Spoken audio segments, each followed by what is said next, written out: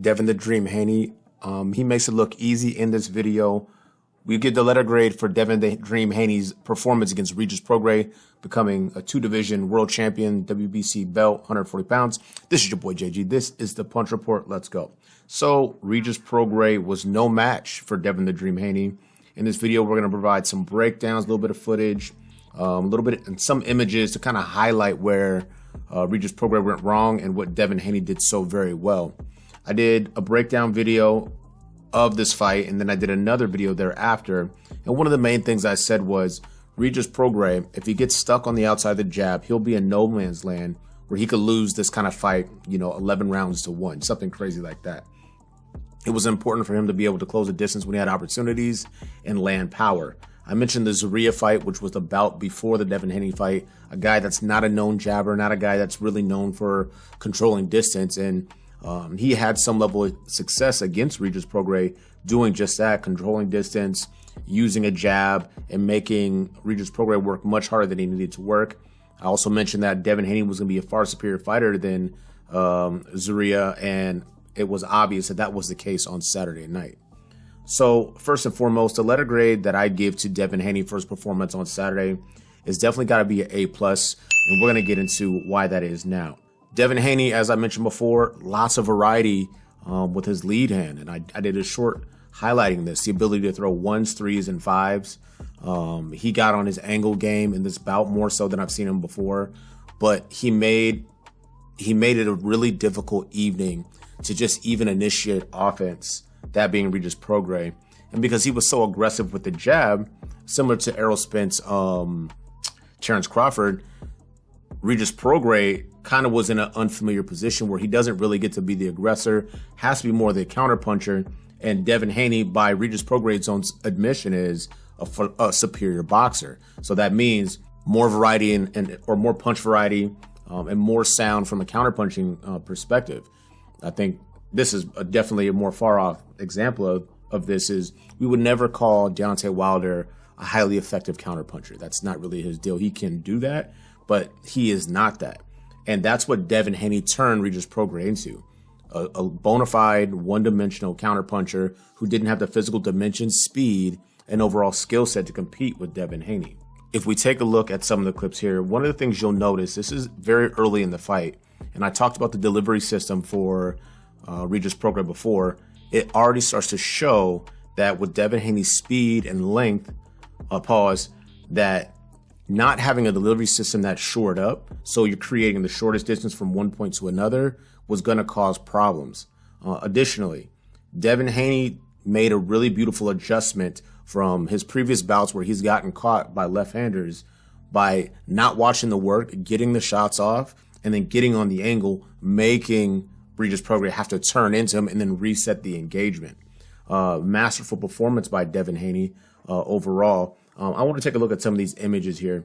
You'll see what I'm really talking about. In this image right here, you see Devin Haney really, really committed to the jab. The weight's really far forward. I'd like to see that offhand, so his right hand a little closer to the chin. But his distancing is appropriate. He's probably not going to get counted in this position. More importantly, look where he is forcing Regis Prograis' head to go. Now, you're thinking to yourself, if you're watching the fight in real time, okay, great, solid head movement. But this is something that they definitely planned for.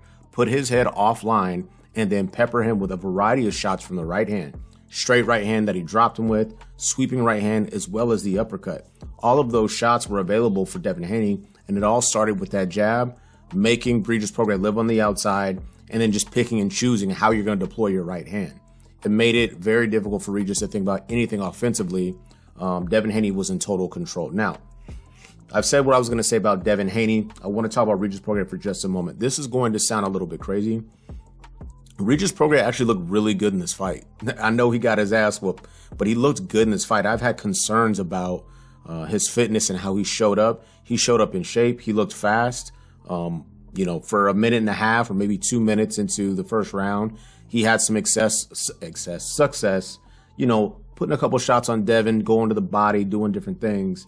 But this version of Regis Prograis probably beats most other guys. Devin Haney was just next level. So congratulations to Devin Haney. Congratulations to Regis Prograis. It's hard at this point. I think he's 34 years of age to kind of diversify your portfolio from a boxing perspective. I'm not saying it's impossible, But a guy that's so special offensively like Devin Haney, and there are some areas where he could still clean up, but he's offensively very, very gifted, smart, physically strong now at 140. These talks about 147 and fighting guys like Boots Ennis and Crawford, let's go ahead and pass on that for right now. Those dudes don't play games. Not to say that Devin Haney does, but it's just a next level. And that 147-pound deal going up that ladder and having the inability to really stop anybody from 35 to 40 just doesn't bode well. I digress for just a moment there. Now, the conversations surrounding Devin the Dream Haney and Gervonta Tank Davis, in my opinion, are very interesting. For those of you who saw the fight with Regis Prograis and saw how good Devin Haney looked, because he did look good, and then think, you know what, this guy, he might, whoop Tank's ass. I think that one thing you have to really consider about Tank Davis is he can really box. He has a high fight IQ, boxing IQ. They have experience with each other, so there's familiarity there. And at the end of the day, pound for pound, Deontay Wilder is probably, so it's like Wilder, Gervonta Tank Davis, and Beterbiev, and that's in no particular order. I'll probably lean towards Wilder being number 1, Tank Davis 2, Beterbiev 3. Beterbiev has all knockouts. I mean, he just knocks people out. When you have that ability to knock people out, and you're not a Regis Prograis, if you're a Tank Davis, you can actually box, set traps, use a lot of variety, counter punch, and go heavily offensive. And the threat of getting knocked out is really there. It creates different complexities for the fight. I don't want to get too much into breaking that fight down until something gets announced. I don't think that's going to happen anytime soon. But one last thing I want to say about Devin Haney and his performance. If you're Regis Prograis, you got to give Devin Haney credit for this thing and this thing in particular. Of course, you gave him credit. Shout out to you on Twitter. I saw that, I think this morning or yesterday. But he took you very serious. And the possibility of getting knocked out was fresh in the mind of Devin Haney, and that's how he fought you. He didn't go too far outside of range, but he was far more disciplined, far more responsible, and he ensured that he did not put himself in a position to get caught with something silly and be looking up at the deck with his eyes crossed up. So when you see fighters make such significant defensive adjustments, it's a testament to respecting and recognizing within their opponent that, yeah, this dude could hurt me if he really gets an opportunity. Congratulations to Devin the Dream Haney. Congratulations to Regis Prograis. Look forward to seeing you back, Devin Haney. Let's see what you do next. I would love to see something big, but one thing I'd say about Devin Haney, he's been very, very consistent with figuring out ways to get in really meaningful fights. You had the Kambosos. You had, obviously, this one, Lomachenko. I love the Jorge Linares fight. That's probably still my favorite fight that he's ever had. These are pretty solid names. And then, obviously, there's some guys along the way that no one knows, but that's what happened in the course of boxing. As you grow, develop experience, and pad your record. This has been your boy, JG. Let me know what you think is next for Devin the Dream Haney. Where does Regis Prograis grow from here? We out.